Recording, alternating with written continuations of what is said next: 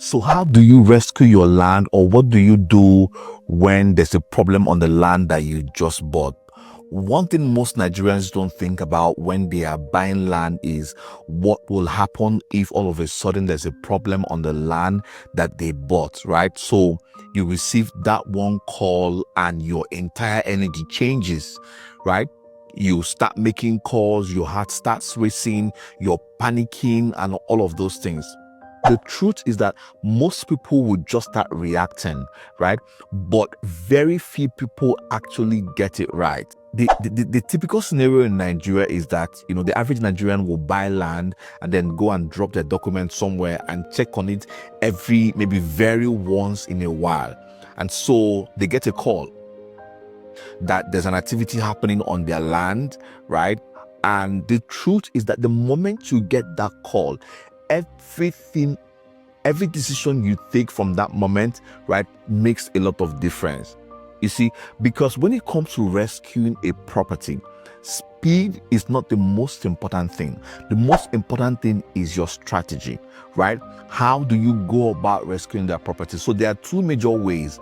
Number one is physically. Number two is legally. So physically, when you get a call like that, the first thing you want to do is to establish a physical presence. You want to go there or send a representative if you're not around to find out what exactly is happening on my land. What are they doing? Are they fencing it? Are they laying foundation? Are they destroying my fence?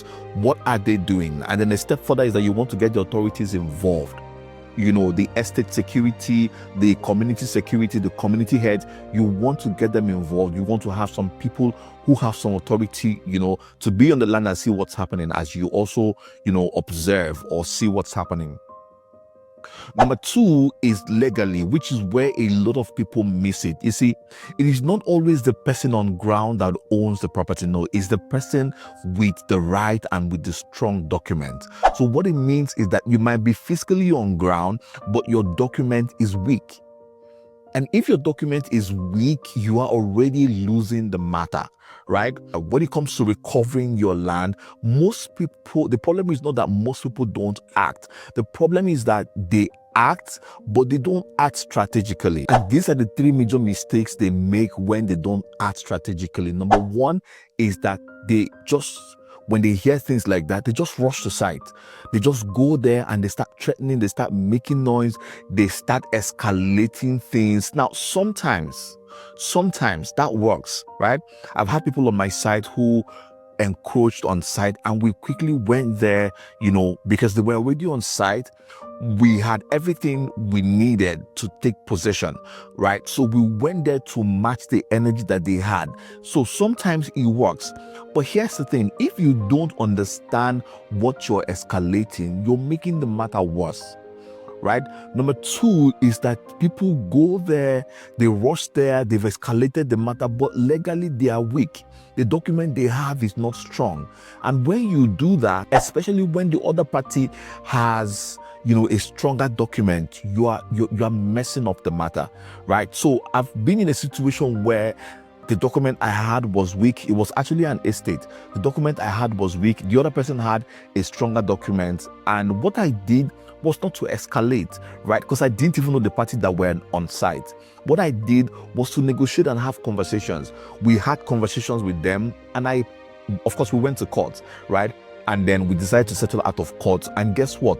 I parted with over 400 plots on that land. Yeah, 400 plots on that land, right? But if I had gone there to carry machete and carry gun and, do all of those things and match their energy, right, there wouldn't have been room for negotiations. Yeah. Now, number three is that people go on site, people delay going on site. So when you tell them to go on site, they delay.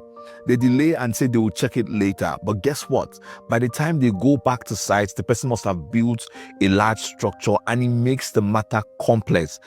right, than it would have been if they had gone earlier. So now you're fighting with pressure, you're fighting with confusion when you could have handled it calmly and when you could have handled it strategically, right? The strongest position is simple. You can control it fiscally and you can secure it legally, because it's not just about buying land, it's about securing the land that you've bought. And if you don't know how to do that strategically, you will always do it, and you will always lose control while doing it.